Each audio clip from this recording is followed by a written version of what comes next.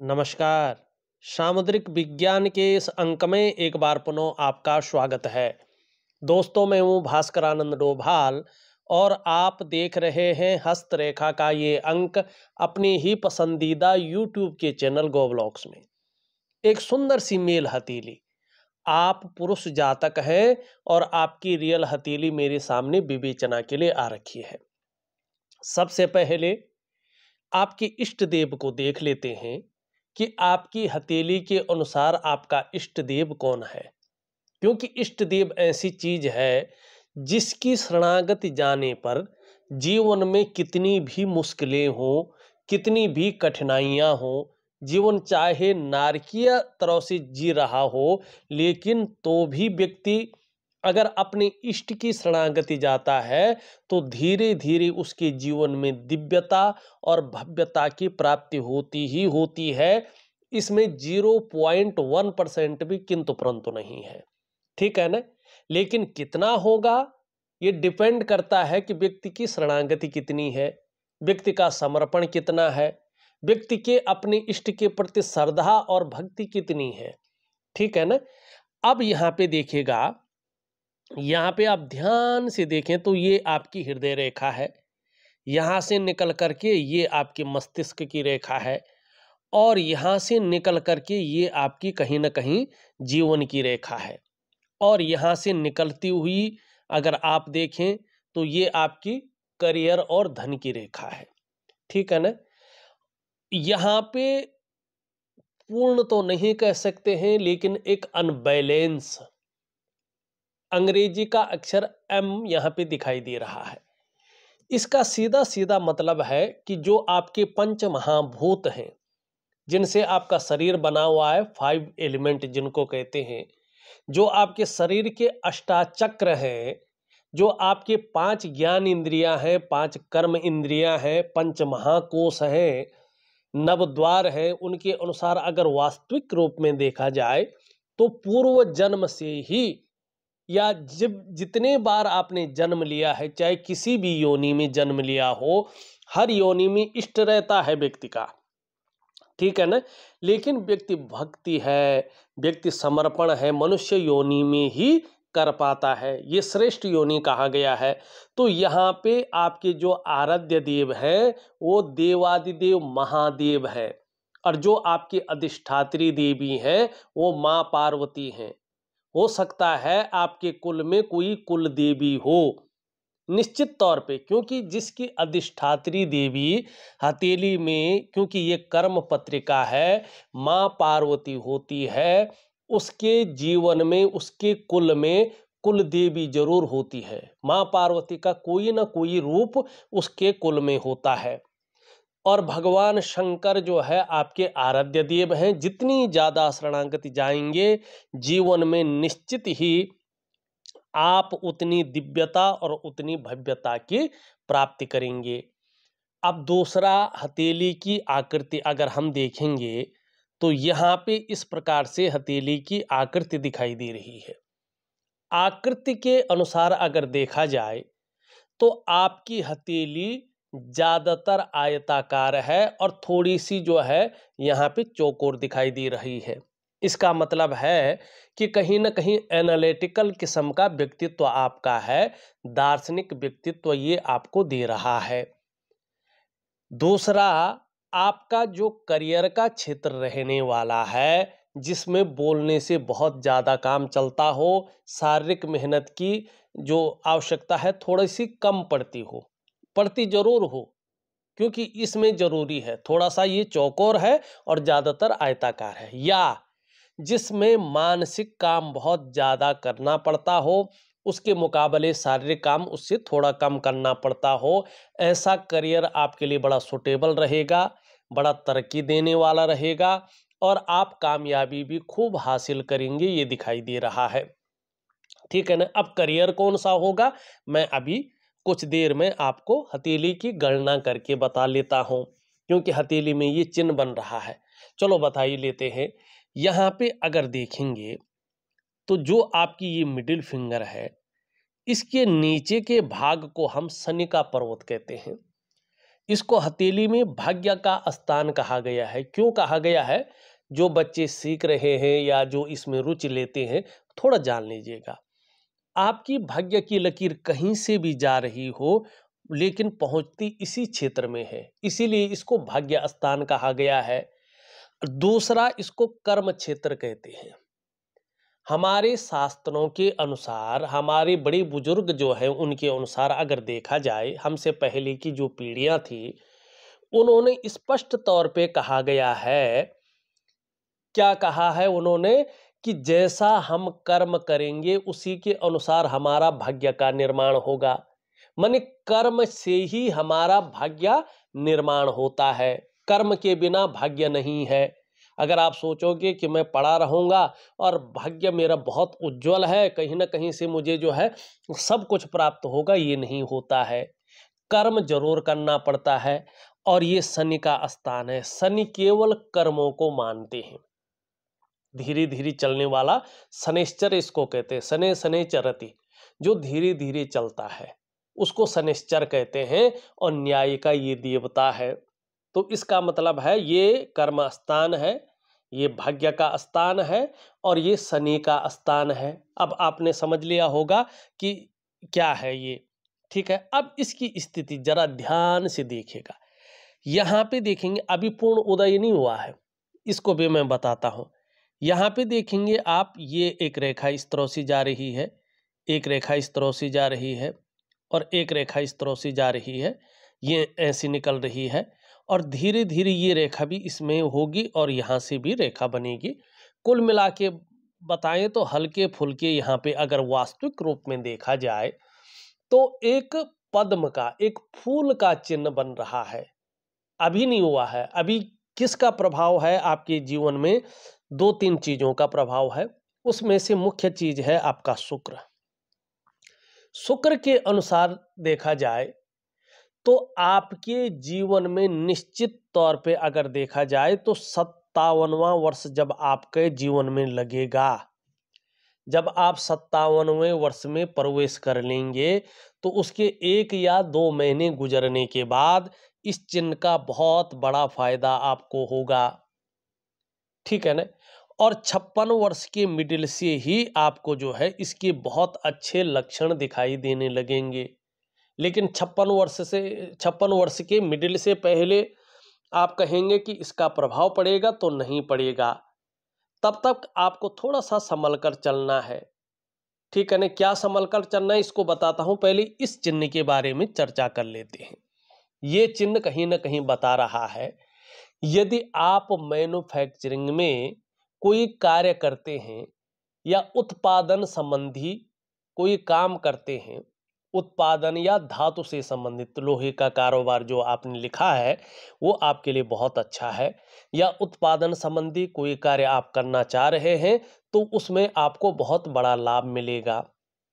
और कहीं ना कहीं आपकी जो आर्थिक स्थिति है वो बहुत बड़ी मजबूत अवस्था में पहुंचेगी और आप अकेले खुद के बल पे अच्छा खासा धन अर्जन करेंगे, ये निश्चित तौर पे यहाँ पे दिखाई दे रहा है।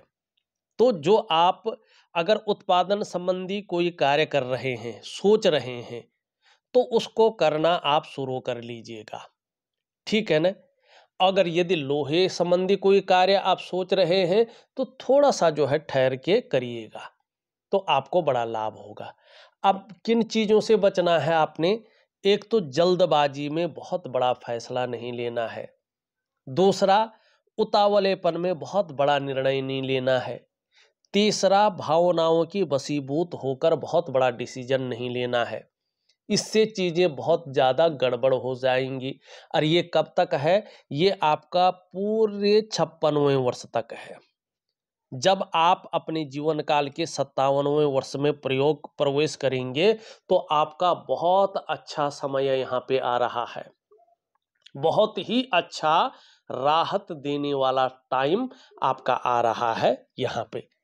अब दूसरी चीज यहाँ पे देखते हैं, आपके सवालों को भी मैं लूंगा, उससे पहले सबसे पहले वैसे उंगलियों को देखा जाता है। अब इन उंगलियों में देखेंगे तो ऊपर की ओर आती हुई आपकी शानदार रेखाएं हैं। अगर आप देखेंगे कोई रेखा किसी को काट नहीं रही है, ये बहुत पॉजिटिव है क्योंकि ऊपर की ओर बढ़ती हुई है, इसको ऊर्ध्व रेखाएं कहती हैं। और हर ग्रह से हर उंगली जो है प्रभावित है, तो ये हमेशा पॉजिटिव परिणाम देते हैं। क्या बता रहे हैं ये? जिस दिशा की तरफ आप जाना चाहते हैं वो एकदम परफेक्ट है आपके लिए। आप जो सोच रहे हैं ना कि मैं अब इस दिशा की तरफ कदम बढ़ाऊं, वो गलत नहीं है। आप गलत दिशा की तरफ नहीं जा रहे हैं, आप सही सोच रहे हैं, सही दिशा की तरफ जा रहे हैं और उसमें आपको कामयाबी भी मिलेगी, ये निश्चित है। दूसरा, ये ऊर्ध्व रेखाएं क्या बताती है? आपके व्यवहारिक जीवन को बताती हैं कि आप अपने जीवन काल में काफी व्यवहारिक हैं, आप फ्रेंडली नेचर के हैं, जिसके कारण जीवन में आपको बहुत अच्छा लाभ मिलने वाला है। खास करके आपके जीवन में जो 57वें वर्ष में प्रवेश करते ही आपके जीवन में नया उत्साह, नई उमंग, नई ऊर्जा का संचरण हो रहा है और जो आंतरिक खुशियां हैं कहीं ना कहीं वो डेवलप हो रही हैं और साथ में बहुत अच्छी चीजें घटित होने वाली है। मानी इष्ट कृपा आपको जो अभी तक नहीं मिल पा रही थी, 57वें वर्ष से आपके जीवन में इष्ट कृपा बहुत अच्छे रूप में मिलने बैठ जाएगी। जहां परिवार का सहयोग मिलेगा, वहां समाज से प्रतिष्ठा मिलेगी, आपके कामकाज में बड़ी सफलता दिखाई दे रही है, आपका मानसिक स्वास्थ्य, आपका शारीरिक स्वास्थ्य बहुत अच्छे स्तर पे पहुंच रहा है। जिन कठिनाइयों से आप गुजर रहे हैं कहीं ना कहीं वो कठिनाइयां पीछे छूटती हुई दिखाई दे रही है, जिससे मन प्रसन्न रहेगा और खुशनुमा माहौल बनता हुआ यहाँ पे दिखाई दे रहा है। और ये चीजें घटित हो रही है आपकी 57 ईयर से। किस कारण से? यहाँ पे जो आपके हथेली में वर्तमान में जिसको हम कहते हैं ना गुरु चांडाल योग, बहुत गलत योग होता है। ये व्यक्ति को शारीरिक है, मानसिक है और व्यावसायिक है, इन तीनों रूपों में बहुत ज्यादा परेशान करते हैं, इन तीनों फॉर्म में बहुत ज्यादा परेशान कर लेता है। व्यक्ति को नारकीय जीवन जीने को मजबूर कर लेता है और कहीं ना कहीं व्यक्ति बहुत ज्यादा टूट जाता है। ऐसा लगता है कि अब उभर भी पाऊंगा कि नहीं उभर पाऊंगा, ये योग बताता है। उस पे भी चलेंगे, ठीक है ना। अब सबसे पहले हमने कार्य का देख लिया, अब यहाँ पे देखिएगा, थोड़ा सा इसको देखिएगा, ये पूरी तरह से झुक रखी है इसकी तरफ। आप सफल तो होंगे, सफलता तो निश्चित तौर पे है, कामयाबी है, लेकिन शनि के नैसर्गिक जो गुण हैं वो आपके साथ सदा चले आ रहे हैं। बहुत ज़्यादा परिश्रम और बहुत ज़्यादा मेहनत करने के बाद ही चीज़ों में सफलता रहेगी और कई बार हो सकता है दौड़ा धूपी का काम भी आपको करना पड़े, लेकिन कामयाबी निश्चित तौर पे यहाँ पे दिखाई दे रहा है। अब इस हथेली में जन्म से ही, जरा ध्यान देखिएगा, जन्म से ही बुद्धादित्य राजयोग बन रहा है, लेकिन जो मैंने गुरु चांडाल योग बताया है उसके कारण राजयोग खत्म हो गया है। अब ये 57वें वर्ष से आपके जीवन में पुनः उजागर होगा, नहीं तो ये जन्म से ही है, ठीक है ना। लेकिन श्रापित दोष आ गया है। श्रापित दोष जब व्यक्ति के जीवन में आता है तो व्यक्ति बहुत ज्यादा परेशान हो जाता है, दायां देखता है बायां देखता है, लेकिन उसको प्रॉब्लम का सॉल्यूशन नहीं मिल पाता है, ठीक है ना। अपने से कम योग्यता वाले लोगों को ऐसा व्यक्ति ऊपर उठते हुए देखता है और अपने को नीचे गिरते हुए देखता है। ऐसे में व्यक्ति के पास मौके होते हैं लेकिन व्यक्ति उसको यूज नहीं कर पाता है।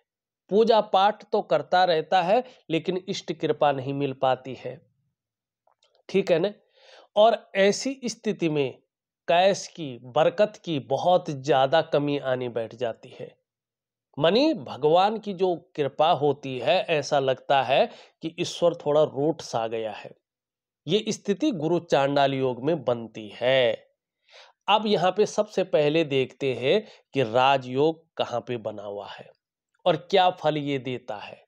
देखिएगा, जब ये बुध की उंगली इस प्रकार से इसके पहले पौरवे तक पहुंचती है और ये सूर्य की उंगली इस उंगली से बड़ी होती है और बृहस्पति का पर्वत सुंदर और पुष्ट होता है। अभी ये भले ही कमजोर अवस्था में है, लेकिन एक समय था कि ये पुष्ट था, इसने राजयोग का भोग करवाया है। तो ऐसे में बुद्धादित्य राजयोग बनता है जो इनकी हथेली में बना हुआ है। इस टाइम फल नहीं दे रहा, 57वें वर्ष से फल देगा दोबारा। अब क्या होता है ऐसे में, जो वीडियो देख रहे हैं बड़े ध्यान से देखिएगा, ये एकदम परफेक्ट है, 0.1% भी किंतु परंतु नहीं है, ठीक है ना। लेकिन है, राजयोग का फायदा व्यक्ति को मिलता ही मिलता है। जो बच्चे पढ़ाई लिखाई कर रहे हैं किसी भी क्षेत्र में, अगर उनके हाथ में ये राजयोग है तो उनको अपने जीवन में अपनी मेहनत बढ़ानी पड़ेगी, एकाग्रता भंग नहीं होनी चाहिए, अपने लक्ष्य को निर्धारित करके चलना पड़ेगा, निश्चित ही उनको बड़ा फायदा होगा। क्या होता है ऐसे योग में कि 99.9% मामले में ऐसा व्यक्ति सरकारी नौकरी या इससे संबंधित क्षेत्रों में कार्य पाता है। किन क्षेत्रों में? बृहस्पति से संबंधित क्षेत्रों में, क्योंकि यहाँ पे बृहस्पति की बड़ी भूमिका रहती है। गुरु कौन से क्षेत्र हैं? शिक्षा का क्षेत्र है, इंजीनियरिंग का क्षेत्र है, चिकित्सा का क्षेत्र है, मैनेजमेंट का क्षेत्र है, वाणिज्य का क्षेत्र है और कानून का क्षेत्र है और कुछ मामलों में राजनीति का क्षेत्र है।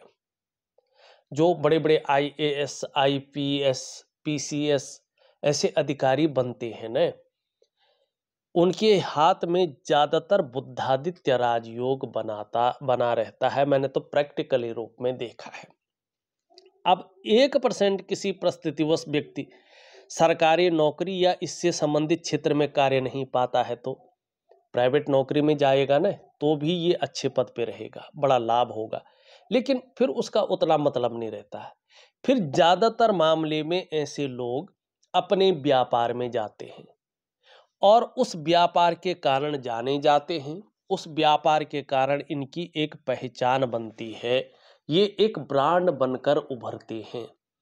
यह है बुद्धादित्य राजयोग, बुद्ध और आदित्य का राजयोग। अब आपकी हथेली में स्पष्ट बन रहा है, बुद्ध और आदित्य का राजयोग आपकी हथेली में बन रहा है। ठीक, अब वर्तमान में कुछ चीजें बहुत खराब हैं। सबसे पहले देखेंगे क्या चीज खराब है, आपका प्रश्न भी ले लेते हैं।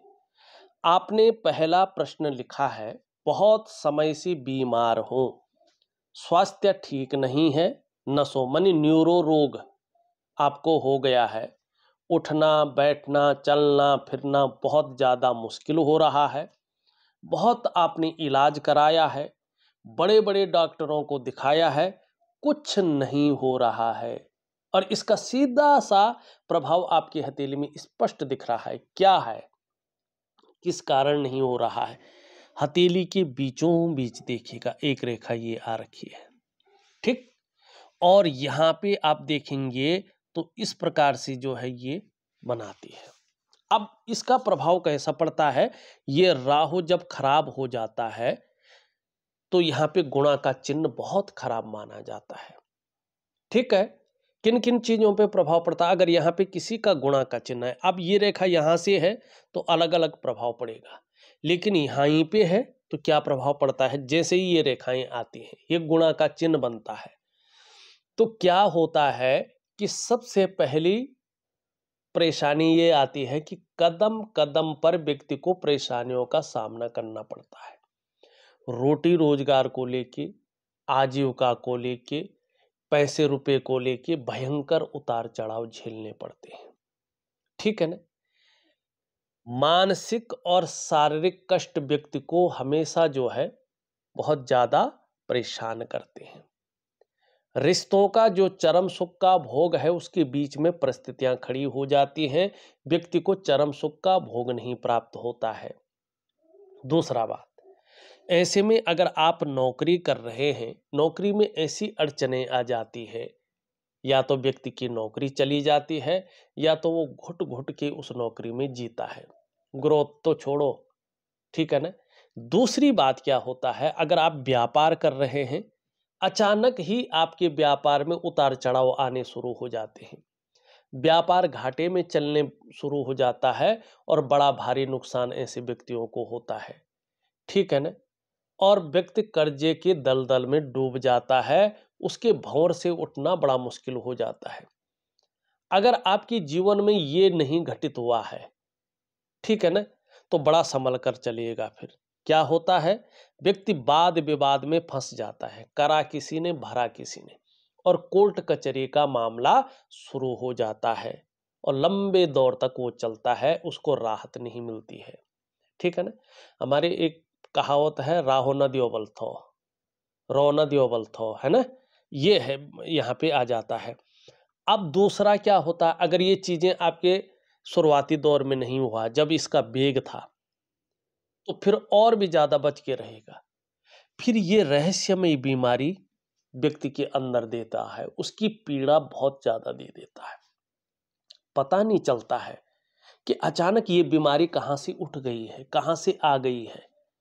डॉक्टर बीमारी को पकड़ नहीं पाता। जैसे घुटने में दर्द है, दर्द तो हो रहा है, लेकिन वो एक्सरा करवाओ, जो भी करवाते हैं, रिपोर्टें आती हैं, उसमें नॉर्मल आता है।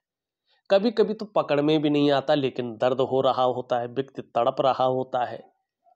अगर पकड़ में आ भी गया तो कितने भी बड़े बड़े डॉक्टरों को दिखाओ, वो रोग ठीक नहीं हो पाता है, यो व्यक्ति के साथ चिपक जाता है। तो ये राहु के कारण रहस्यमय बीमारी है, और ये बीमारी बहुत लंबे दौर तक व्यक्ति की चलती है, और बहुत परेशान ये राहु ऐसे में करता है।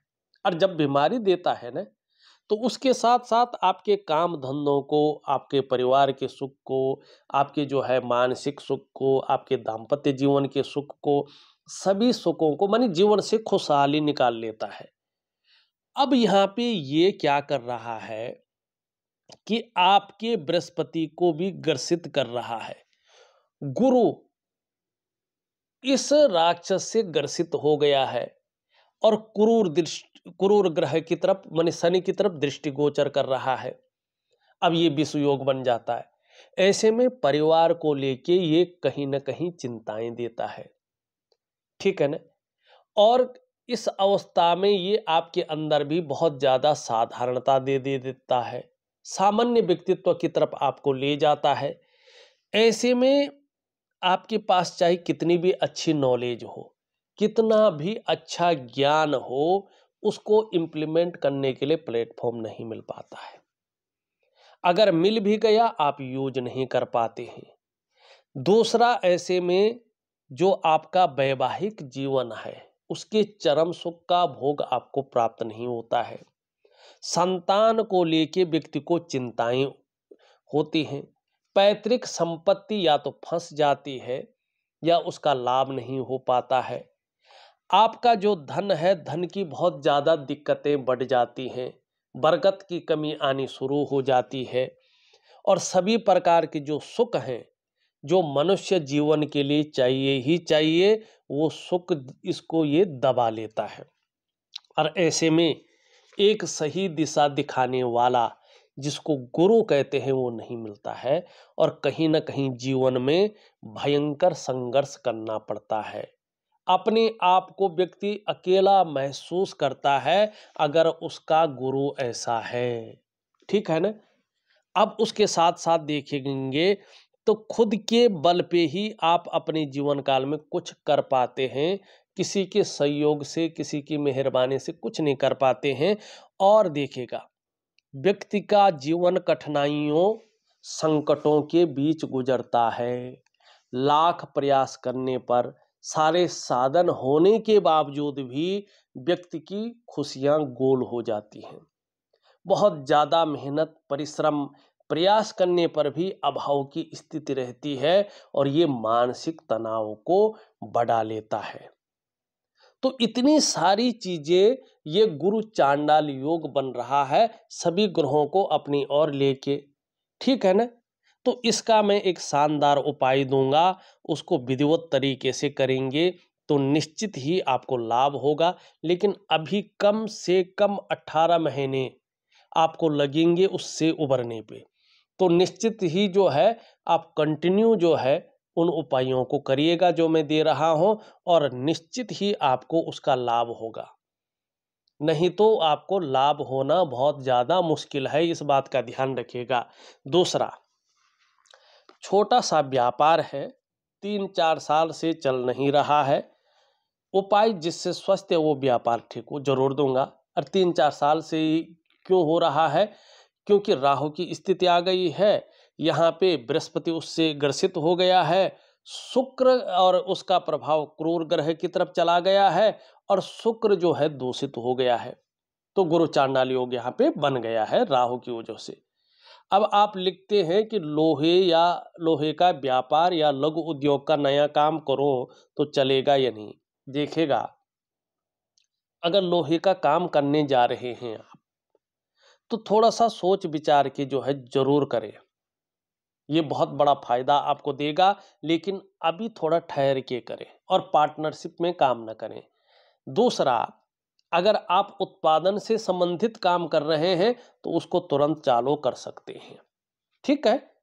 अब उपाय भी मैं आपको निश्चित तौर पे दे दूंगा। अब कुछ और चीजों पे चर्चा करते हैं, ठीक है। यहाँ पे देखेंगे तो एक सुखद जीवन जीने की चाह रहेगी, और सुखद जीवन जीने के लिए प्रयत्नशील व्यक्तित्व रहेगा, उसका आपको फायदा होगा।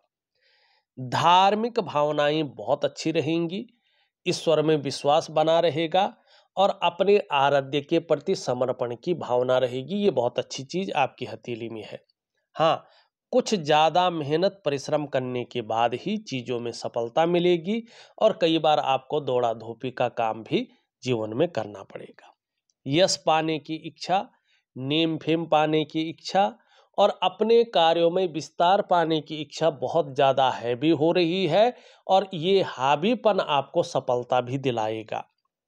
यहाँ पे देखेंगे तो ये बड़ी है, ये छोटी है, इससे तो यश की प्राप्ति निश्चित तौर पे होगा। जीवन में यश मिलेगा ही मिलेगा, थोड़ा लेट मिलेगा लेकिन मिलेगा। और सबसे ज़्यादा शुभ समय आपका आ रहा है 57 ईयर से, उसमें बहुत चीज़ें आपके जीवन में घटित होंगी, और आपको अपने जीवन का रहस्यात्मक जो पहलू है उसको भी जानने को मिलेगा। रिस्क लेने की ताकत बढ़ेगी, चीज़ों में जोखिम उठाने की ताकत बढ़ेगी, और इस रिस्क लेने में, इस जोखिम उठाने में कहीं कोई नुकसान हो भी जाए तो गिर कर पुनः उठने की ताकत रहेगी, जिसको हम हिम्मती स्वभाव कहते हैं। यहाँ पे देखेंगे तो ये बहुत अच्छी चीज़ यहाँ पे दिखाई दे रही है। ये बता रहा है कि अगर आप व्यापार की तरफ जा रहे हैं तो 57 ईयर से बुध आपका पूरी तरह से साथ दे रहा है, उत्कृष्ट व्यापारी बनेंगे। अगर नौकरी की तरफ जाते हैं, चाहे वो प्राइवेट हो चाहे वो सरकारी हो, तो कहीं ना कहीं जो है एक अच्छे लेवल पे आप नौकरी भी करेंगे। उच्च वर्ग का व्यक्तित्व रहेगा, बहुत अच्छी कामयाबी आप हासिल करने वाले हैं। 2 कारणों से, बुध के कारण। क्या कारण है 2? एक तो अपने बलबूते पे कुछ करने वाला जो गुण आपके अंदर है वो डेवलपमेंट लेके आ रहा है आपके लिए, और इससे आपको बड़ी अच्छी सफलता प्राप्त होने वाली है। दूसरा, आपकी जो कम्युनिकेशन स्किल्स है उसके दम पे आप अपने जीवन काल में सफल होने वाले हैं, ये बता रहा है। और कहीं ना कहीं आप अपने जीवन काल में इस प्रकार का कार्य कर सकते हैं जिन अच्छे कार्यों के लिए लोग आपको सदैव याद रखें, और उसका निशान आपके सूर्य पर्वत पर भी बन रहा है। उस पे भी मैं आता हूँ। 57 ईयर से आपके जीवन में बहुत बड़ा जो है बदलाव यहाँ पे देखने को मिल रहा है। सूर्य पर्वत पे अगर हम देखेंगे तो धीरे धीरे रेखाएं इस प्रकार से बढ़ रही है। अभी तो पूर्ण नहीं हुई, लेकिन ये पूर्ण होती हुई यहाँ पे दिखाई दे रही हैं, अगर हम ध्यान से इसको देखते हैं तो, ठीक है ना। ये 2 त्रिकोण स्पष्ट रूप में बढ़ती हुई दिखाई दे रही हैं, और 57वें वर्ष से धीरे धीरे इसका प्रभाव बढ़ेगा आपके जीवन पे। पूर्णतः नहीं है लेकिन धीरे धीरे 2 बहुत बड़ी मन इच्छाएं आपकी पूरी होने वाली हैं। और ये जो चिन्ह बन रहे हैं ये स्पष्ट तौर पे बता रहा है कि ये आपको कहीं ना कहीं नई आइडिया देगी, नई प्रकार की बुद्धिमत्ता देंगे, कला के पारखी और सिद्धहस्त हो जाएंगे। ये निशान का होना अपने आप बता रहा है कि आपकी आर्थिक स्थिति बहुत ज़्यादा मजबूत होने वाली है। संभव है, असंभव नहीं है। धनाढ्य व्यक्तियों की सूची में आप अपना स्थान बना लेंगे, चाहे आप पैतृक रूप से निर्धन हैं या वर्तमान में आर्थिक संपन्न नहीं हैं, तो भी ऐसी प्रतिभा आपके अंदर उजागर हो रही है कि उसके बल पर अच्छा खासा धन और अपने क्षेत्र में बहुत बड़ी प्रसिद्धि को आप हासिल करने वाले हैं। और इसका प्रमाण हमारा सामुद्रिक विज्ञान स्पष्ट रूप से देता है। देखिएगा, कभी कभी हस्तरेखा में ने प्रमाण की जरूरत पड़ती है कि आप किस आधार पे जो है चीजों को कह रहे हैं, क्या शास्त्र कुछ कहता है। वो भी हमारा आध्यात्मिक शास्त्र जो ऋषि मुनियों ने बड़ा शोध किया, जिसमें ऐसे नहीं कि हमने अंग्रेजी के 2 शब्द बोल ले, किसी विदेशी ने लिखा है और लोग बहुत ज्यादा विश्वास कर जाए। अरे भाई, वो तो उन्होंने किस शोध पे लिखा है, जरूरी नहीं उन्होंने कोई शोध किया है। हमारी किताबों को पढ़ करके और अपने ढंग से उन्होंने लिख लिया है, वो अलग चीज है, लोग उसको ज्यादा वैल्यू देते हैं। लेकिन हमारे जो वास्तविक शास्त्र है, वो भी सामुद्रिक विज्ञान, वो अपने आप में एक्यूरेट है, सबसे बड़ा सुपर विज्ञान है। और वो प्रमाण देता है इस चिन्ह के बारे में कि सूर्य चंद्र लता नेत्र अष्टकोण त्रिकोणम मंदिरम गज अश्वानम चिन्हे धनी सुखी भवेत। यदि आपकी हथेली में इस प्रकार के चिन्ह बन जाएं, कौन कौन से, सूर्य का चिन्ह हो, चंद्रमा का हो, लता जिसको वेल कहते हैं, आंख का चिन्ह हो, अष्टकोण हो, 8 कोण वाला, त्रिकोण हो, ये त्रिकोण है, त्रिभुज जिसको कहते हैं, मंदिर का हो, हाथी का हो, घोड़ा का हो, इनमें से एक चिन्ह भी हो तो वह मनुष्य धन की प्राप्ति बहुत अच्छी करेगा जीवन में, इसका मतलब है, और सुखद जीवन जिएगा, दुखों से पार कर लेगा अपने जीवन में और सुख की प्राप्ति करेगा। अब ये अपने जीवन काल में कुछ ऐसा धार्मिक कार्य करेंगे कि जिससे इसको पीढ़ी दर पीढ़ी याद रखा जाए या इसको सदैव याद रखा जाए। ऐसा व्यक्ति पानी का कोई स्रोत बना लेता है, या जो है देवालय बना लेता है, मंदिर जिसको कहते हैं, धर्मशालाएं बनाता है या गौशालाएं बनाता है, जिससे समाज का भला हो और सनातन भी अपने आप में जो है उभरे। तो ये चिन्ह यहाँ पे बहुत अच्छे हैं और आपको निश्चित रूप से इसका लाभ होगा। पर कब होगा? जब आपका ये गुरु चांडाल योग शांत होगा। कैसे शांत होगा? इसकी एक पूजा विधि है जो आपको स्वयं करनी पड़ेगी, ठीक है ना। अब आपके हाथ में कहीं ना कहीं किसी ने कुंडली में बोला होगा, मैं कुंडली देखना तो नहीं जानता हूं, लेकिन यहाँ पे पितृ दोष भी दिखाई दे रहा है। लेकिन ये पितृ दोष नहीं है, गुरु चांडाल योग है। पितृ आपके निश्चित रूप से जो है स्वर्ग में है। अब इसको कैसे पता चलेगा भाई पितृ स्वर्ग में है? ऐसे ही बोल रहा है? नहीं, शास्त्र में लिखा है। श्लोक नहीं कहूंगा लेकिन समझाऊंगा। ये क्या है? पितृ तीर्थ है। जब पितरों को जो है तर्पण देते हैं तो इसी अंगूठे से जो है तर्पण दिया जाता है, तो इस क्षेत्र को पितृ तीर्थ कहते हैं, ठीक है ना। अब हमारा ये मोक्ष तीर्थ है, जब आचमन करते हैं तो यहाँ से जो है अपने हम अधरों में जो है ओम केशवाय नमो, माधवाय नमो, नारायणाय नमो करके, और उस जल को, उस गंगा जल को, उस पवित्र जल को अपने कंठ में धारण करते हैं। और ये केतु का क्षेत्र है, इसको मोक्ष का कारक माना गया है, ठीक है ना। अब पितृ में देखिएगा आप, ये ध्यान से देखिएगा, त्रिशूल बना हुआ है यहाँ पे, स्पष्ट त्रिशूल हो तो इसका मतलब है ऐसे लोगों के पितृ 100% जो है स्वर्गलोक में, पितृलोक में जो है अपना आशीर्वाद प्रदान करते रहते हैं, पितृलोक में रहते हैं, मजे से रहते हैं, ठीक है ना। जो इनका आदि पुरुष होगा उसके सानिध्य में रहेंगे तो इनके जीवन में पितृदोष नहीं है, चाहे कोई कितना भी कह ले, पितृदोष नहीं है। हाँ, गुरु चांडाल योग है और ये योग बना है, कोई ना कोई कारण रहा होगा।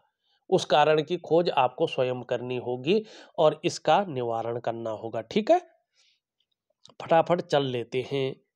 यहाँ पे अगर देखेंगे हृदय रेखा है, भावुकता ज़्यादा रहेगी, दयापन ज़्यादा रहेगा, लेकिन महत्वाकांक्षाओं को भी बढ़ाएगा। यहाँ पे देखेंगे तो बौद्धिक स्तर बहुत अच्छा है और अंत में दो मुहाकार हो रही है, तो कई क्षेत्रों से अर्थोपार्जन करने का प्रयास कर रहे हैं, ये बता रहा है।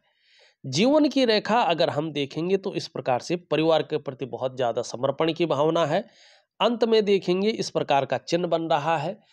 अभी भूमि से संबंधित लाभ भी आपको बहुत जबरदस्त होने वाला है, ये भी दिखाई दे रहा है।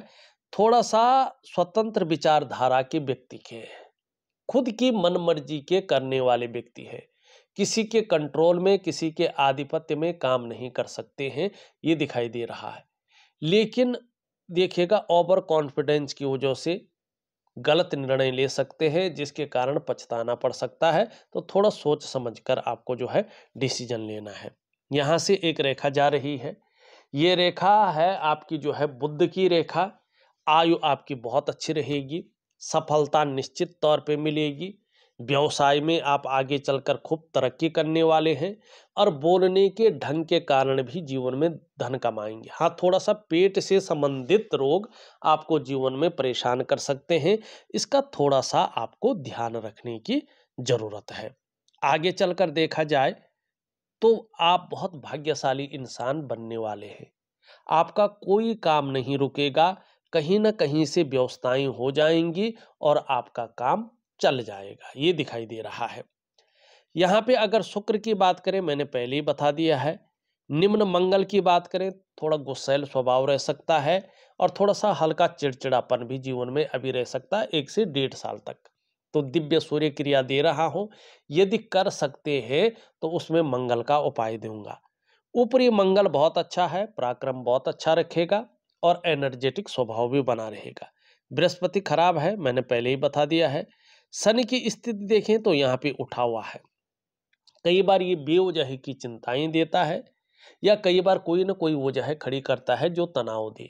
गंभीर स्वभाव तो दे रहा है, लेकिन सुबह उठने में थोड़ा आलस्य दे सकता है। दिव्य योग ध्यान क्रिया दे रहा हूं, उसको जरूर करें, आपको लाभ होगा। सूर्य आपका अच्छा है, बुध भी आपका अच्छा है, आपको लाभ मिलेगा। चंद्रमा भी धीरे धीरे अच्छा हो रहा है और इसका लाभ भी आपको निश्चित तौर पे मिलेगा।